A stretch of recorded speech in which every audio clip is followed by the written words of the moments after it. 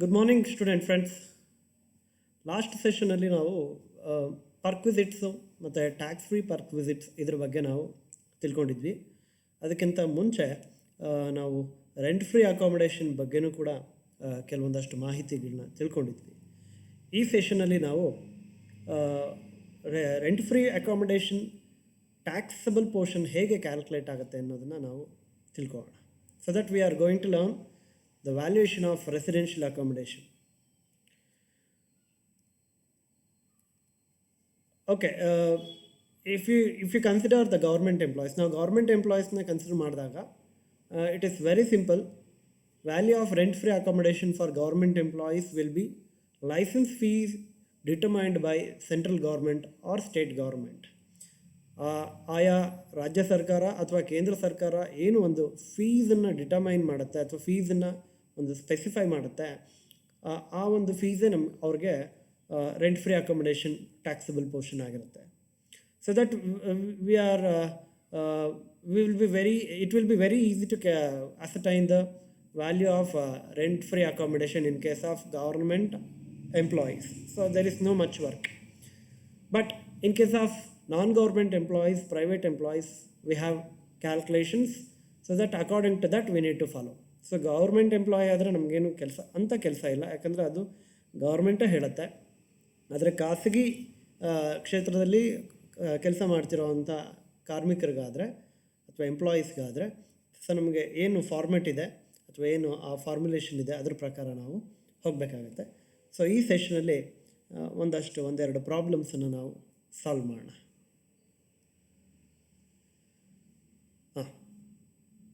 Mrs. Shruti has the following salary structure. Basic salary 15,000 per month, DA 5,000 per month, not forming part of retirement benefit, hostel allowance 1,000 per month, does not have any child, tiffin allowance 500 per month, transport allowance 200 per month, bonus 20,000 per annum, commission 15,000 per annum, free refreshment in office worth 5,000 per annum, mobile phone facility by employer 900 per month, computer facility worth 10,000 per annum. She has been provided a rent-free accommodation owned by employer in Kolkata. Compute taxable rent-free accommodation. Okay, so ನೋಡಿ, ಈ ಒಂದು question ಇದೆ.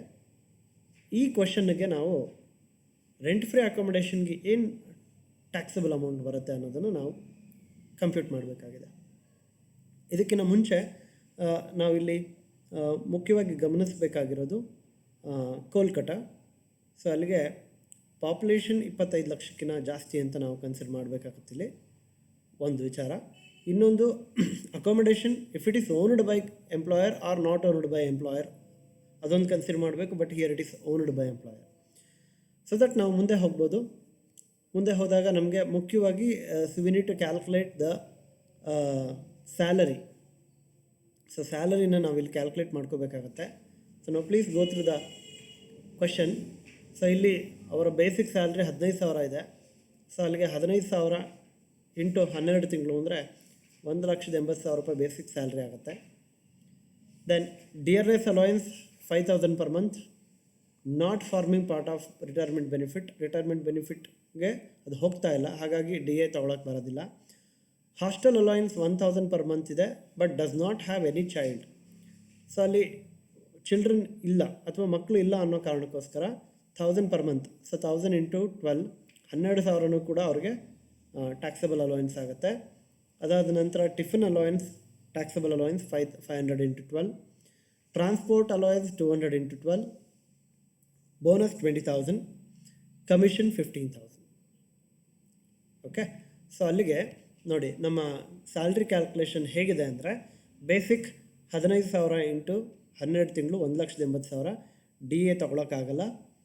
Next ಬಂದಾಗ ನಮಗೆ allowance ಬಂದಾಗ hostel allowance 1,000 ರೂಪಾಯಿ completely taxable ಆಗುತ್ತೆ. Tiffin allowance 500 rupees per month completely taxable ಆಗುತ್ತೆ. Transport allowance 200 per month completely taxable ಆಗುತ್ತೆ. ಸೊ ಅಲ್ಲಿಗೆ ಈ 3 ಅಲೋಯನ್ಸನ್ನು ನಾವು ತೊಗೋಬೇಕಾಗತ್ತೆ. ಅಪಾರ್ಟ್ ಫ್ರಮ್ ದಟ್ ಅದನ್ನು ಬಿಟ್ಟು ಬೋನಸ್ ಇದೆ 20,000 ರೂಪಾಯಿ ತೊಗೋಬೇಕಾಗತ್ತೆ, ಕಮಿಷನ್ ಇದೆ 15,000 ರೂಪಾಯಿ, ಅದನ್ನು ಕೂಡ ನಾವು ತೊಗೋಬೇಕಾಗತ್ತೆ. So that we need to consider basics salary, then taxable allowances 12,000, 6,000, 2,400, bonus 20,000 and commission 15,000. But we are not supposed to take the free refreshment 5,000 and mobile phone facility 900 per month. ಇದನ್ನು ತಗೊಳ್ಳಿಕ್ಕಾಗಲ್ಲ. Even the computer facility, they are not monetary benefits. So that the total salary for the purpose of rent free accommodation is 2,35,400. 2,35,400 ರೂಪಾಯಿ salary ಆಗುತ್ತೆ. So ನಾವು we can go with the calculation. So value of accommodation 15% of salary. So ಇದ್ರ ಬಗ್ಗೆ ನಾವು already ಹಿಂದಿನ ಸೆಷನ್ನಲ್ಲಿ ಮಾತಾಡಿದ್ವಿ. 25 ಲಕ್ಷ ಅಥವಾ ಅದಕ್ಕಿಂತ ಜಾಸ್ತಿ ಪಾಪ್ಯುಲೇಷನ್ ಇದ್ದಾಗ 15% ಸ್ಯಾಲ್ರಿ ಟ್ಯಾಕ್ಸಬಲ್ ಅಮೌಂಟ್ ಆಗುತ್ತೆ. 10 ರಿಂದ 25 ಲಕ್ಷದ ಒಳಗಡೆ ಇದ್ದಾಗ 10% ಸ್ಯಾಲ್ರಿ, 10 ಲಕ್ಷಕ್ಕಿಂತ ಒಳಗಡೆ ಪಾಪ್ಯುಲೇಷನ್ ಇದ್ದಾಗ 5% ಸ್ಯಾಲ್ರಿ. ಇದ್ರ ಬಗ್ಗೆ ನಾವು ಮಾತಾಡಿದ್ದೀವಿ ಹಿಂದಿನ ಸೆಷನ್ಗಳಲ್ಲಿ. ಸೊ ದಟ್ ಇಲ್ಲಿ ಕೋಲ್ಕತ್ತಾ ಅಂತ ಬಂದಾಗ it will be having more than 25%, 25 lakhs population. So that 15% salary is taxable. So 2,35,400 into 15%, it comes to 35,310. So that 35,310 and there is no furniture facility is given. ಅವ್ರಿಗೆ ಯಾವುದು furniture facility ಕೊಟ್ಟಿಲ್ಲ, ಹಾಗಾಗಿ ಏನು ಫರ್ನಿಚರ್ದು ಇಲ್ಲೇನು ಅವಶ್ಯಕತೆ ಇಲ್ಲ. Minus higher charges paid by employee. ಅಕಸ್ಮಾತ್ ಏನಾದರೂ ಇಲ್ಲಿ ಶ್ರುತಿ ಎಂಪ್ಲಾಯಿ ಏನಾದರೂ ರೆಂಟ್ ಪೇ ಮಾಡಿದರೆ ಅದನ್ನು ಡಿಡಕ್ಟ್ ಮಾಡ್ಕೊಳ್ಳೋವಂಥ ಅವಕಾಶ ಇರುತ್ತೆ. But she has not paid any rent towards the company. So that 35,310 will be the taxable amount of rent free accommodation. Okay, so ಅಲ್ಲಿಗೆ ಇನ್ನೊಂದು ಪ್ರಾಬ್ಲಮ್ನ ನಾವು ವರ್ಕೌಟ್ ಮಾಡೋಣ. Miss Kushi has the following salary details. Basic salary 6,000 per month, DA 3,000 per month, entertainment allowance 500 per month. She has been provided with a concessional accommodation in Pune. Rent paid by Kushi for Pune house 500 per month. ನೋಡಿ, basic salary 6,000 ಇದೆ, DA 3,000 ಇದೆ, ಮತ್ತು entertainment allowance 500 ರೂಪಾಯಿ ಇದೆ. ಅವ್ರಿಗೆ ಒಂದು concessional accommodation ಕೊಟ್ಟಿದ್ದಾರೆ ಪುಣೆಯಲ್ಲಿ. ಆ ಅಕೊಮಡೇಷನ್ಗೆ ಖುಷಿ ಅಂದರೆ ಎಂಪ್ಲಾಯಿ 500 ರೂಪಾಯಿ ತಿಂಗಳಿಗೆ ಬಾಡಿಗೆ ಕಟ್ತಾ ಇದ್ದಾರೆ. So this is the case. So anyhow Pune ಅಂತ ಹೇಳಿದಾಗ ನಾವು ಇಲ್ಲಿ ಕನ್ಸಿಡರ್ ಮಾಡಬೇಕಾಗಿರೋದು more than 25 lakhs population. So 15% salary is taxable. ಆಮೇಲೆ ಇಲ್ಲಿ accommodation owned by company, not owned by company, ಏನು ಇಲ್ಲಿ ಇನ್ಫಾರ್ಮೇಷನ್ ಇಲ್ಲ. So that we will assume that the accommodation is owned by the employer.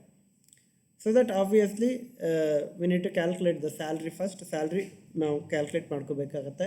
Basic ಇದೆ 6,000, ತಿಂಗಳಿಗೆ 72,000 ಆಯಿತು. DA it doesn't forms part of salary, so that DA nil ಆಗುತ್ತೆ. Plus ನಮಗೆ entertainment allowance ಇದೆ 500 ರೂಪಾಯಿ ತಿಂಗಳಿಗೆ, ಸೊ ಅದು 6,000 ಆಗುತ್ತೆ. ಸೊ ಎಲ್ಲ ಸೇರಿ 78,000 ಸ್ಯಾಲ್ರಿ ಆಗುತ್ತೆ.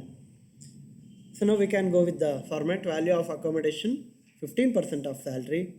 So 78,000 into 15%, it comes to 11,700, and there is no furniture facilities given. Minus higher charges paid by employee. ಇಲ್ಲಿ ಎಂಪ್ಲಾಯಿ ಖುಷಿ ಹೈಯರ್ ಚಾರ್ಜಸ್ ಪೇ ಮಾಡ್ತಿದ್ದಾರೆ ತಿಂಗಳಿಗೆ 500 ರೂಪಾಯಿ. ಹಾಗಾಗಿ ವರ್ಷಕ್ಕೆ 6,000 ರೂಪಾಯಿ ಆಲ್ರೆಡಿ ಬಾಡಿಗೆನ ಕಟ್ಟಿದ್ದಾರೆ ಅವರು ಕಂಪನಿಗೆ. ಸೊ ದಟ್ 11,700 ಮೈನಸ್ 6,000 ಈಗಾಗಲೇ ಕಟ್ಟಿದ್ದಾರೆ. ಸೊ ದಟ್ ಅವ್ರಿಗೆ ಆ್ಯಕ್ಚುಲ್ ಬೆನಿಫಿಟ್ ಎಷ್ಟು? 5,700 ರೂಪಾಯಿ. So that 11,700 minus 6,000, that rental charges paid by employee is equal to 5,700 is the actual amount of taxable rent-free accommodation. Okay, so that by this we can conclude this session. In case of any further information, you can go through this reference material. Direct Taxes, Law and Practice, Dr. Vinod K. Singhania and Dr. Kapil Singhania, Taxman Publications. In the next section, we will have some more problems on rent-free accommodations. Thank you.